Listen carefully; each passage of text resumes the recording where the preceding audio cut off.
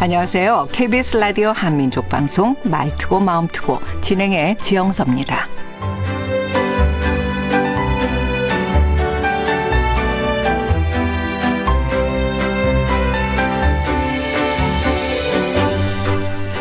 누가 듣는 것도 아닌데 혼잣말 하는 경우가 종종 있죠. 헐, 대박.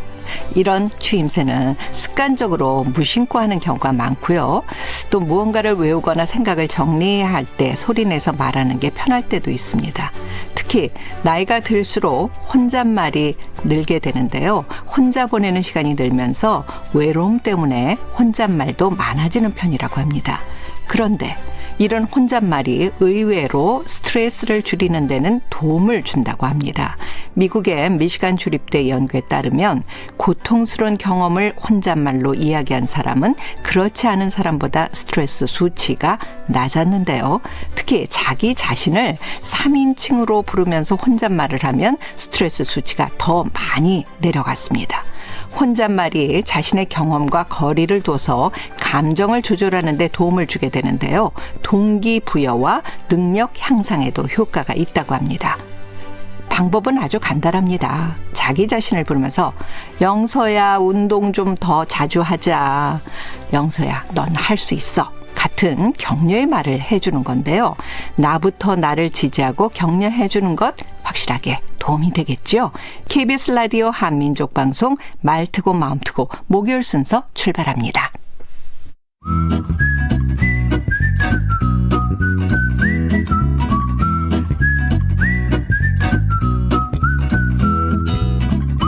말과 마음 하나로 남과 북이 하나 되는 그날까지 소통의 문을 열어갑니다.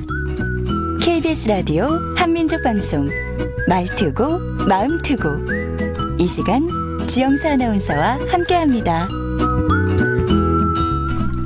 다양한 분야의 전문가를 만나서 공감하고 소통하는 방법을 배워보는 공감 초대석 시간입니다. 오늘은 말의 진심의 저자인 최정우 심리 상담가 모셨습니다. 반갑습니다. 안녕하세요. 반갑습니다. 예. 네. 말의 진심, 그러니까 제가 늘 하고 있는 말에 얼마나 진심이 담겼을까 갑자기 긴장을 하게 되더라고요. 그런데 원래 이 최정우 작가는 무슨 이 학부에서는 경영학을 해서 직장 생활을 하셨다면서요. 네. 그러다가 이 심리 상담에 대한 공부를 더 하셨다고 하는데. 네, 맞습니다. 이게 일하다가 더 배워야겠다 이 생각을 하신 건가요? 어떤 맞습니다. 계기로? 제가 마지막으로 근무했던 회사가 이제 그 면세점이었고요. 면세점에서도 이제 영업 관리 업무를 담당했었습니다. 근데 네. 아시다시피 면세점에는 면세 매장에는 이제 다양한 브랜드에서 이제 판매 사원분들이 파견돼서 오셔가지고 이제 판매 업무를 수행하시는데 제가 이제 그분들이 좀 더 잘 판매하실 수 있도록 이제 매출 관리도 도움도 드리고 이제 어떤 프로모션도 도움을 드리다가 이제 그분들의 어떤 개인적인 어려움, 마음적인 부분들, 맞아요. 애로사항 같은 것들도 풀어드리는 게 또 저한테는 굉장히 중요한 업무 중에 하나였기 때문에 그분들의 이야기를 좀 많이 들었었습니다. 네, 많이 들었었고 또 그분들의 이야기를 듣고 공감을 해드리고 저도 나름의 제 생각을 공유해드리면서 그분들이 조금 더 힘을 내는 모습을 저도 볼 수 있었고 또 힘을 내시는 모습을 보면서 저도 같이 힘이 났었고 그래서 이런 일들을 나중에 내가 좀 더 전문적으로 할 수 있는 일이 뭐가 있을까라고 고민을 했었었고 이제 찾은 이제 새로운 이제 길이 이제 심리 상담 쪽이었습니다. 그래서 제가 회사를 다니면서 이제 대학원도 다니고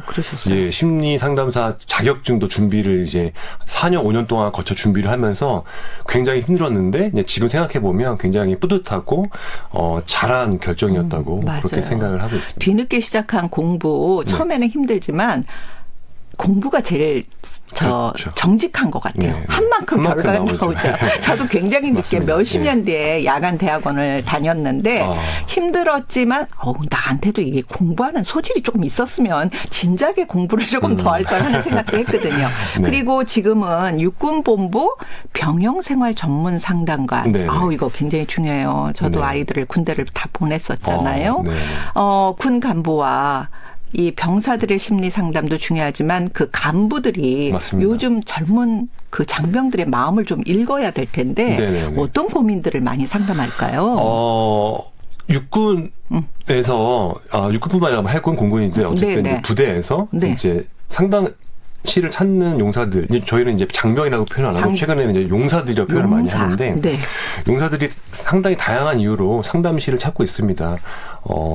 부대 병영생활 적응 문제부터 시작을 해서 어떤 네. 개인적인 문제, 어떤 연인과의 문제, 맞아요. 그다음에 어떤 개인의 어떤 채무 문제, 최근에는 어떤 도박 문제에 이르기까지 그렇군요. 굉장히 다양한 문제로 상담시를 찾는데 제가 봤을 때 상담시를 찾는 용사들의 열의 8, 9은 사실은 군 입대하기 전부터 어떤 심리적인 문제를 안고 있었는데 그러한 것들이 제대로 치료가 되지 않은 상태에서 입대를 하고 이제 군 부대의 특성상 이제 제한된 생활에서 이제 지내다 보니까 이제 그렇게 이제 억눌려 왔던 그런 문제점들이 이제 제한된 환경 속에서 이제 좀 조금씩 흘러나오면서 이제 발현이 되면서 많이 힘들어하는 용사들이 있습니다. 그래서 그런 용사들이 주로 이제 지휘관들의 이제 요청이나 아니면 본인의 요청에 의해서 이렇게 상담관실을 찾고 있고 저는 이제 그렇게 오는 용사들의 심리적인 부분을 좀 위로해주고 또 용기를 주고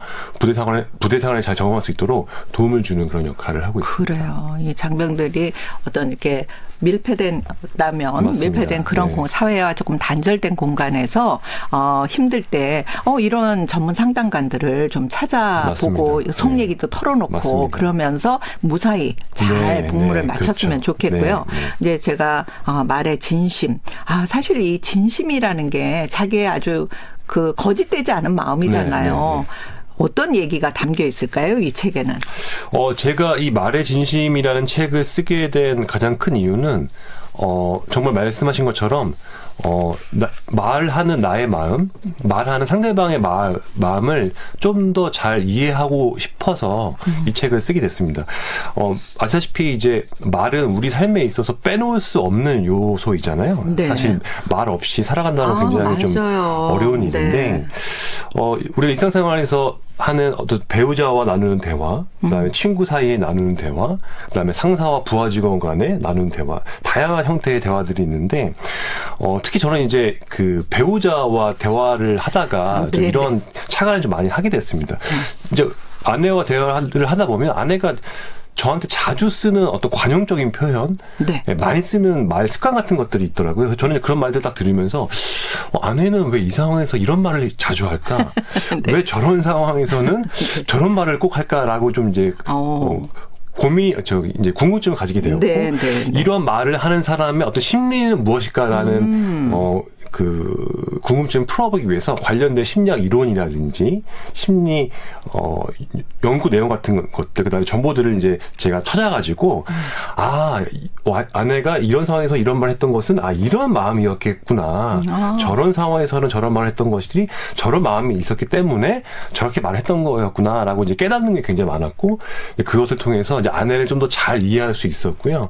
그래서 더 나아가서 이제 아내와 좀 더 좋은 관계로 만드는데 도움을 많이 받았었습니다. 다른 사람의 마음을 읽는 거 어렵지만 사실 내가 나를 모르잖아요. 네, 그렇죠. 그래서 내가 정말 뭐 때문에 화가 났는지 잘 모를 때가 있는데 이 책에 보면 네. 뭐 제가 이렇게 슬슬 넘겨서 봤지만 네네. 맞아 이랬는데 이때 이거 좀 알았으면 좋았을 텐데 하는 게 있거든요. 네. 그 사람들이 유난히 걱정을 많이 하는 네, 사람들이 그렇죠. 있어요. 네. 어떡하지? 어쩌지? 필요 이상의 불안해하고 초조하는 사람들. 뭔가 초조해야 할 이유가 있겠죠. 그렇죠. 네.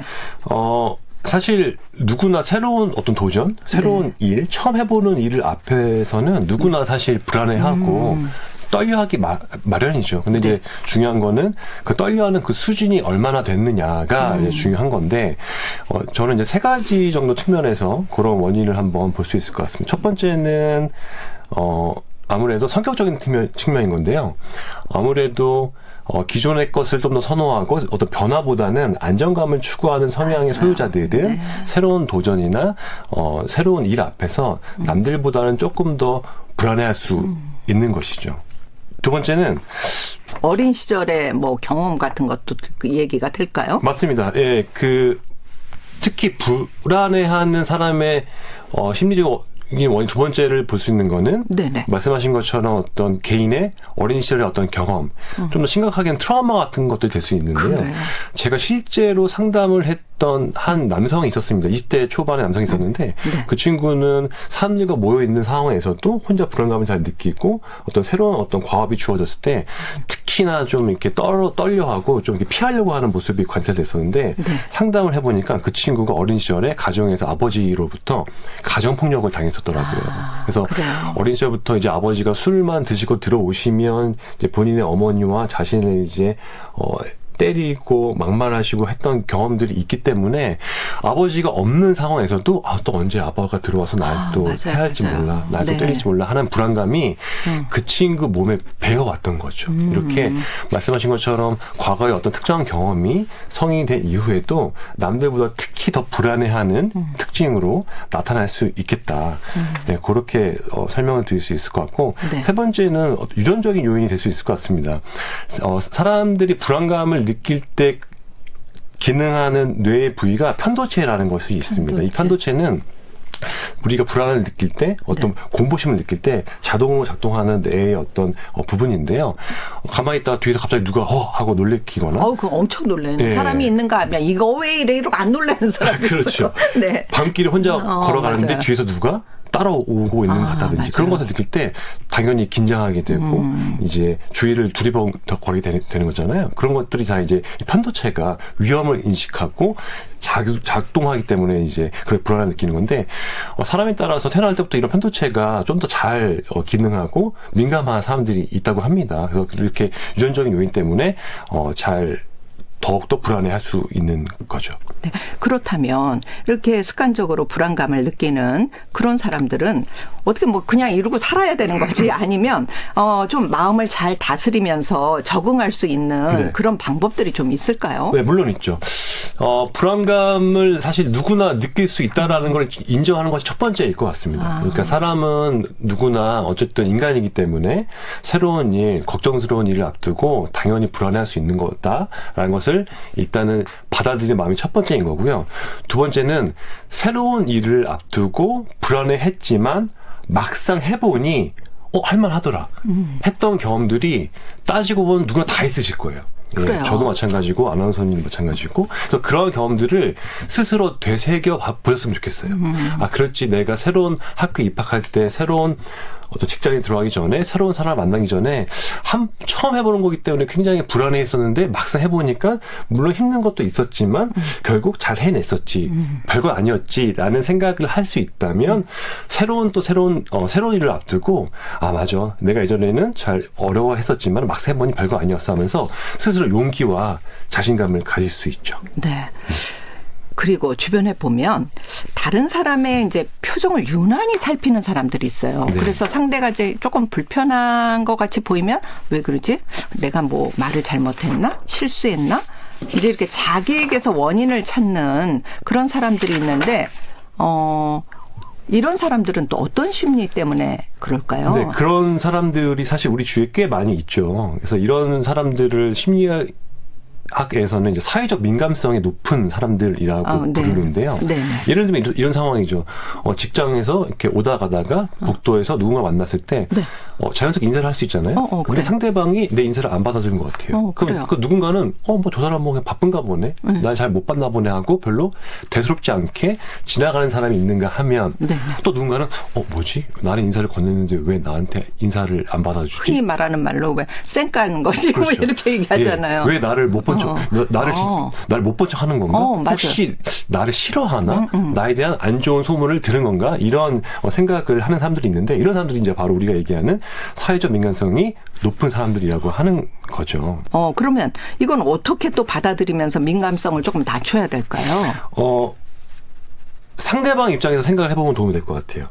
나도 회사 생활을 하면서 지나가다가 누군가 나한테 인사를 했는데 내가 나도 모르게 인사를 안 받아줬던 경험이 누구나 있을 겁니다. 근데 알고 보면 진짜 말 그대로 누가 인사를 건네는 거를 모르고 지나쳤었던 것일 수 있는 거고 맞아요. 약간 내성적인 사람은 나름 인사를 한 건데 상대방이 인지를 못한 거일 수도 있는 거거든요. 그래서 상대방이 내 인사를 안 받아준 것 같다라고 이렇게 민감하게 생각할 필요가 없고, 나름대로 뭔가 이유가 있었겠지. 그 이유가 문제가 나한테 있는 건 아니겠지라고 생각하고 좀 대범하게 의연하게 넘어가려고 하는 그런 노력이 중요할 것 같습니다. 그리고 주변에 보면요. 뭘 물어보면 그것도 몰라? 왜 물어봐?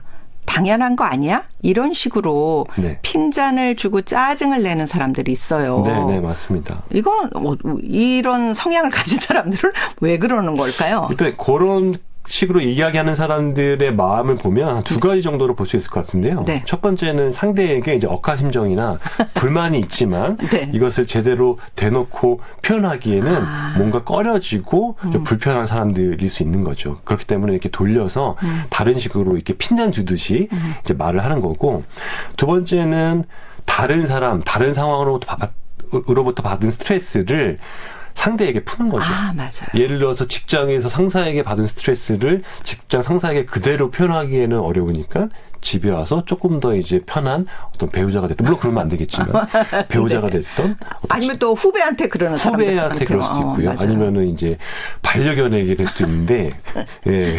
어쨌건 이제 제3자에게 화와 분노를 푸는 거죠. 이건 이제 심리학적으로 봤을 때 방어 기제 중에 대치에 해당됩니다. 속담으로 봤을 때는 종로에서 뺨 맞고 한강 가서 눈을 긴다와 같은 예에 해당되겠죠. 그러면 상대가 이렇게 할 때 거기다 대해서 즉각적인 반응을 보여야 될까요? 아니면 그러면 이제 일이 또 조금 커질 것 그렇죠. 같긴 한데 어떤 식으로 하면 내가 좀 삶이 편해질까요? 제가 추천드리는 방법은 차분하게 대응을 하는 것입니다. 예, 그래서 계속 그런 식으로 하는 상대가 있을 때 그냥 묵묵히 들어주기만 하고 별 반응을 보이지 않는다면 상대 입장에서는 이 사람 내가 이렇게까지 표현하는데 내가 아직도 몰라주네. 난 계속 이런 식으로 얘기해야겠다라고 착각을 할 수도 있거든요. 그래서 네네. 이럴 때는 솔직하게 얘기를 하는 겁니다. 당신이 요즘 말하는 거 보면 나에 대해서 별로 좀 안 좋은 감정이 좀 있는 것 같은데 혹시 어떤 마음인지 말해줄 수 있어? 내게 하고 싶은 말이 있을 것 같은데 꼭 좀 얘기해줬으면 좋겠어 라고 얘기를 한다면 네네. 보통의 경우에는 솔직히 자기의 본심을 이야기하거든요. 그래요? 당신은 그런 거 느꼈구나. 사실은 내가 이런 것 때문에 좀 불만이 있었는데 당신이 그렇게 얘기를 꺼내주니 나도 얘기를 해볼게 하면서 자연스럽게 소통할 수 있는 출발점이 될 수 있는 거죠. 네. 다양한 분야의 전문가를 만나서 소통하는 방법을 배워보는 공감 초대석. 오늘은 말의 진심의 저자인 최정우 심리상담가와 함께 말을 통해서 무심코 나오는 그 말의 진심을 알아차리는 사례를 통해서 얘기 나눴습니다. 오늘 말씀 고맙습니다. 네, 감사합니다.